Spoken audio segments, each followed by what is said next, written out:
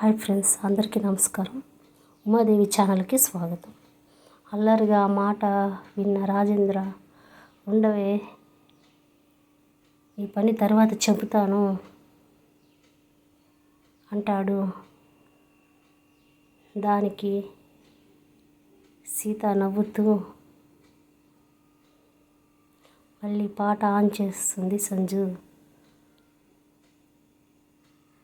మళ్ళీ ball move out చేస్తారు. ఈసారికి కీర్తన దగ్గర ఆగుతుంది బాలు. కీర్తన వచ్చి, నాకంటూ ఫస్ట్ లవ్ ఎవరు లేరు, నేను ఎవరిని ప్రేమించడం లేదు అని చెప్పేస్తుంది. తర్వాత బాల్ మళ్ళీ మూవ్ అవుతుంది. ఈసారి వనజ కాడ ఆగుతుంది. నేను ఫస్ట్ టైం ఒక అతన్ని గుడిలో చూశాను. ఈ అబ్బాయి ఎవరో చాలా బాగున్నారు అనుకున్నాను, కానీ ఏమి మాట్లాడకుండా మా ఇంటికి వెళ్ళిపోయాను. ఒక 2-3 రోజుల తర్వాత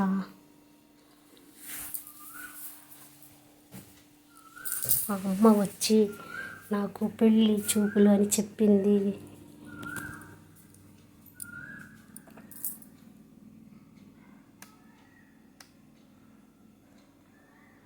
కానీ నాకు అప్పుడు అతను గుర్తొచ్చాడు.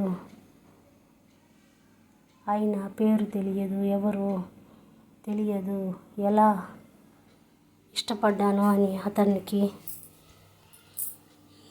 చెప్పాలి అనుకొని గమ్మున అయిపోయాను.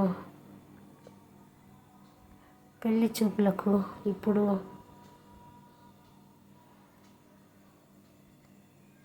ఇష్టం లేకుండానే తయారయ్యాను అంతే. మా అమ్మ అబ్బాయి ఎదురుగా కూర్చోబెట్టింది.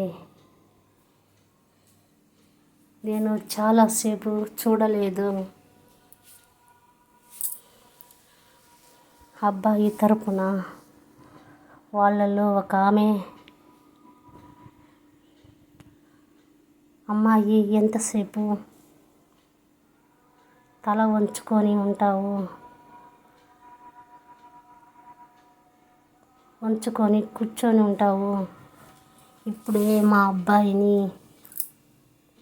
చూడు, నచ్చకపోతే నచ్చలేదని చెప్పు, నచ్చితే చెప్పవంటే వెంటనే మీ ఇద్దరికి పెళ్లి చేసేస్తాము అనింది. అప్పుడు నాకు నచ్చలేదని చెప్పాలనిపించి తలెత్తి చూశాను అంతే. అక్కడ సంజయ్ వాళ్ళ నాన్న. అలాగే ఆశ్చర్యపోయాను. నేను గుడిలో చూసిన వ్యక్తి ఇప్పుడు పెళ్లి చూపులకు వచ్చిన అతను ఇద్దరు ఒక్కటే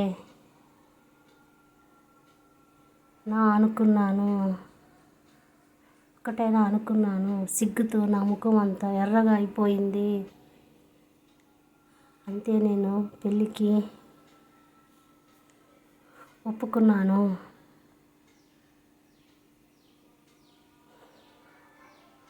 మా పెళ్ళి అయిపోయింది అంటుంది. అది విన్న అందరూ క్లాప్స్ కొడతారు.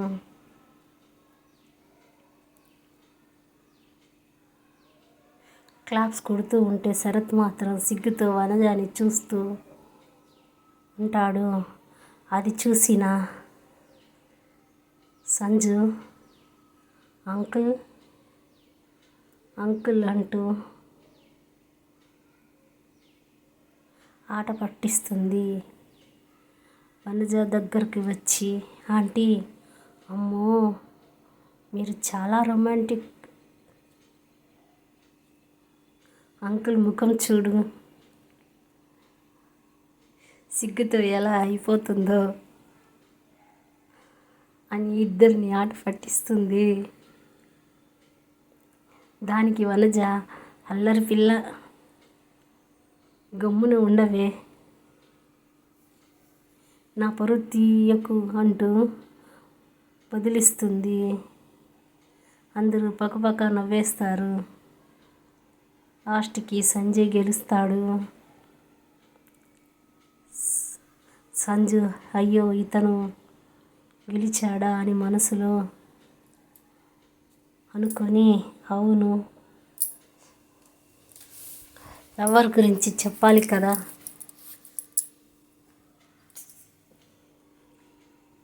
అనుకొని గుమ్మునే అయిపోతుంది.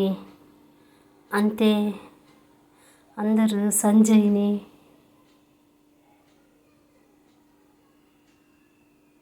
తన గురించి చెప్పమంటారు. సంజయ్ చెప్పడం స్టార్ట్ చేస్తాడు. సంజుని చూస్తూ కళ్ళు మూసుకొని నేను కాలేజీలో సెకండ్ ఇయర్లో ఉన్నాను. అప్పుడు ఒక అమ్మాయి వైట్ చుడ్డీదార్ వేసుకొని తన హెయిర్ని ఫ్రీగా వదిలేసి ఒక క్లిప్ పెట్టి తలలో పూలు పెట్టుకొని చేతికి మ్యాచింగ్ గాజులు వేసుకొని చెవులకు బుట్టాలు పెట్టుకొని ముఖానికి ఒక స్టిక్కర్ పెట్టుకొని దాని కింద కొంచెం కుంకుమ పెట్టుకొని అమాయకమైన కళ్ళతో గేటు దగ్గర నుంచి నడిచి వస్తూ ఉంటుంది. అది చూసిన నా కోసం దేవకన్య నడిచి వస్తుందేమో, బాపు బొమ్మలా ఉంది, అంత అందమైన అమ్మాయిని ఇంతవరకు చూడలేదు. ఈ బుట్ట బొమ్మ నా కోసమే పుట్టి ఉంటే ఎంత బాగుండు, నాకు నిజంగా అంతటి అదృష్టం ఉందా అని అనుకుంటూ ఉండగా ఆ అమ్మాయి ఒక చల్లని పిల్ల తెమ్మెరిలా నా ముందు నుంచి వెళ్ళిపోతూ ఉంది. నేను అలాగే ఆ అమ్మాయిని చూస్తూ ఒక శిల్పంలా నిలిచిపోయాను. అప్పటికి ఆ అమ్మాయి నా కళ్ళ ముందు ఉంది, ఇప్పటికీ ఆ అమ్మాయి నా కళ్ళ ముందు ఉంది అని ముగిస్తాడు. అందరూ క్లాప్స్ కొట్టి ఆ అమ్మాయి పేరు ఏంటి అని అడుగుతారు. ఆ అమ్మాయి పేరు అంటూ ఎస్తో మొదలవుతుంది అంటూ అమ్మాయి గురించి చెప్తాడు. అప్పుడు సంజుకి ఇంతకీ ఆ అమ్మాయి ఎవరు అనుకుంటూ ఉంటుంది. అందరూ సంజయ్ బాగా చెప్పినందుకు సంజయ్ గెలిచాడు అని క్లాప్స్ కొడుతూ ఉంటే సంజయ్ మాత్రం అంకుల్ నిజంగానే ఐస్ క్రీమ్ పార్టీ ఉందా అని అడుగుతాడు. దానికి రాజేంద్ర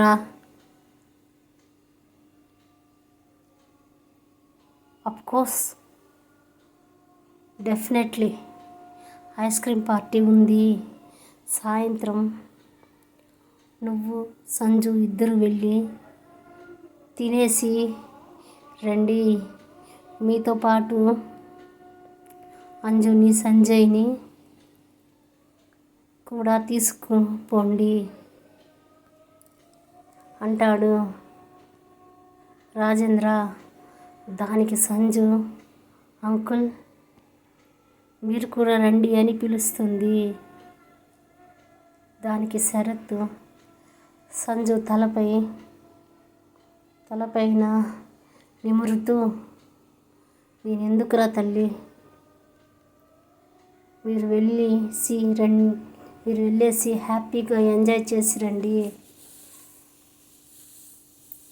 అని చెబుతాడు. సంజు మనసులో నా జీవితంలో సంతోషం అనే మాటకే తావు లేకుండా చేశాడు మీ అబ్బాయి. ఇంకా ఇంకెప్పుడు నా జీవితంలో దానికి చోటు లేదు. అది నేను ఎవరికి చెప్పలేను అంటూ బాధగా అనుకొని సంజయ్ని మాత్రం కోపంగా చూస్తుంది. ఆ చూపులు అర్థం చేసుకున్న సంజయ్ మనసులోనే సంజు నేనేమి చేయలేను, మన పెళ్ళి జరగాల్సిందే, నన్ను క్షమించు అనుకుంటాడు. సీత వనజ ఇద్దరు కలుసుకొని అందరికీ భోజనాలు ఏర్పాటు చేస్తారు. అందరూ భోజనం చేసేసి మధ్యాహ్నం కొద్దిసేపు విశ్రాంతి తీసుకుంటారు. అంతే. సాయంత్రం 4 గంటలు కాగానే అజయ్ అంజుతో శారీ కట్టుకొని తయారవ్వు, మనం ఐస్ క్రీమ్ పార్లర్కి వెళ్దాం అంటాడు. మరి సంజు వాళ్ళు అంటుంది. దానికి అజయ్ తల మీద ఒక్కటేసి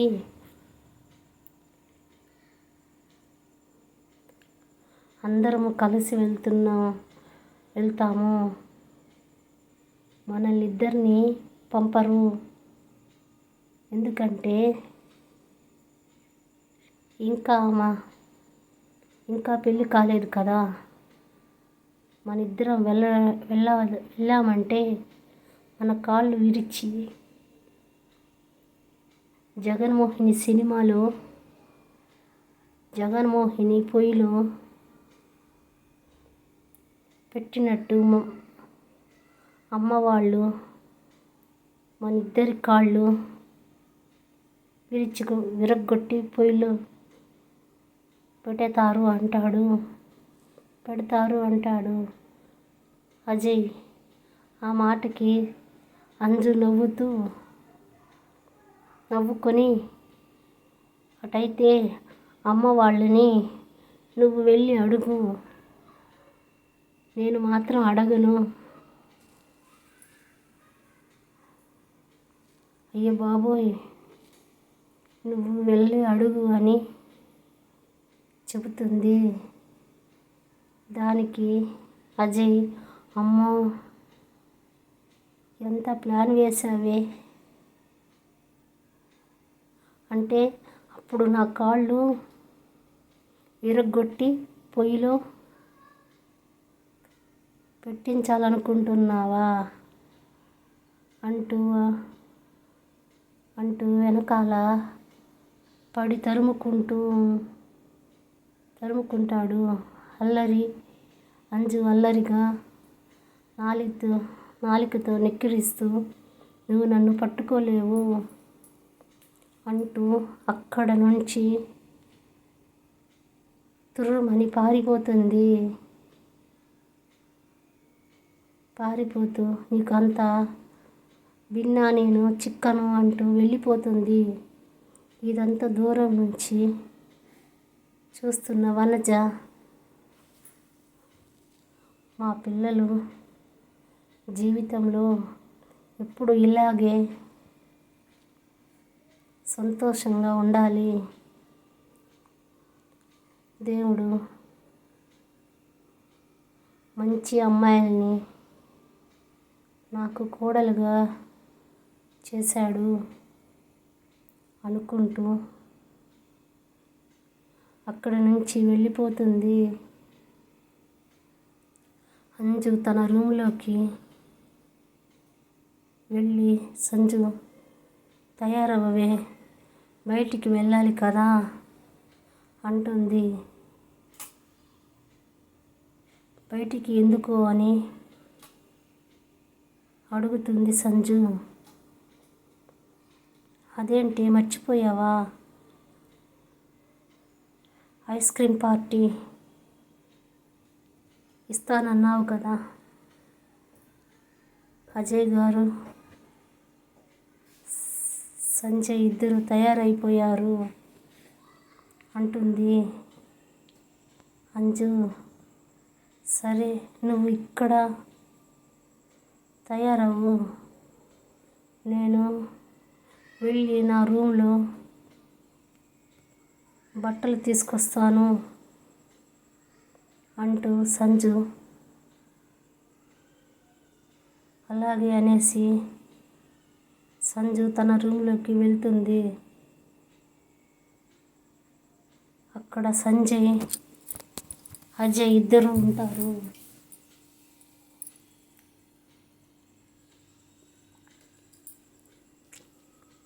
అజయ్ సంజును చూస్తూనే, ఏం సంజు ఏమన్నా కావాలా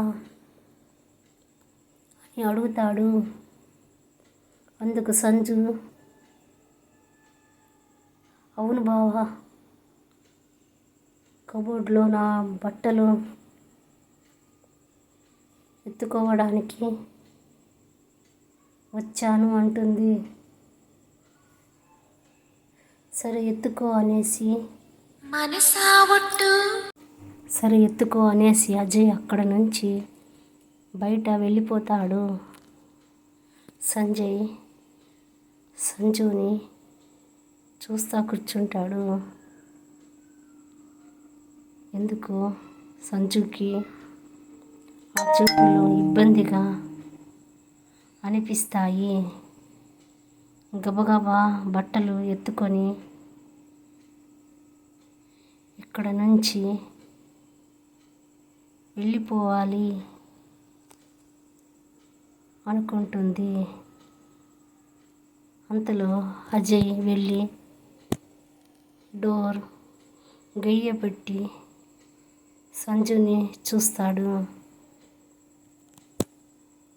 సంజు, ఇప్పుడు ఎందుకు గడియ పెట్టావు అని అడుగుతుంది. ఎందుకు సంజు, ఇంకా మూతి ముడుచుకొని కొంచెమైనా సంతోషంగా ఉండొచ్చు కదా, నేనేమి నువ్వు అనుకున్నంత చెడ్డవాడిని కాదు, అసలు నీకు ఏమి జరిగిందో తెలియదు అయినా నీకు నిజం చెప్పే పరిస్థితిలో నేను లేను. తెలిసి తెలియకుండా నువ్వు నీ మనసుని ఎందుకు ఇంత బాధ పెట్టుకుంటున్నావు అని అంటాడు సంజు. అవునా?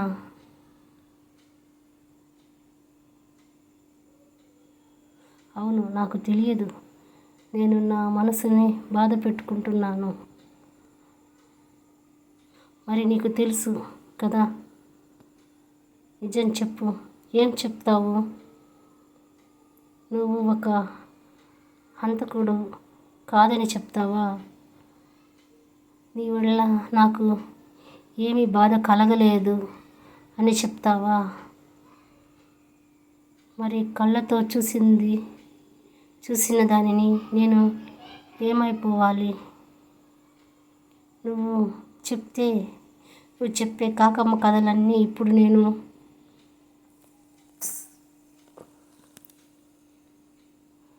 నమ్మాలా?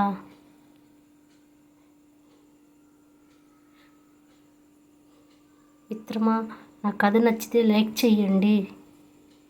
మీ అభిప్రాయాన్ని కామెంట్లో చెప్పండి. మిత్రమా, అందరూ కథ చూస్తున్నారు, కామ్గా వెళ్ళిపోతున్నారు. ఒక లైక్ లేదు, కామెంట్ లేదు.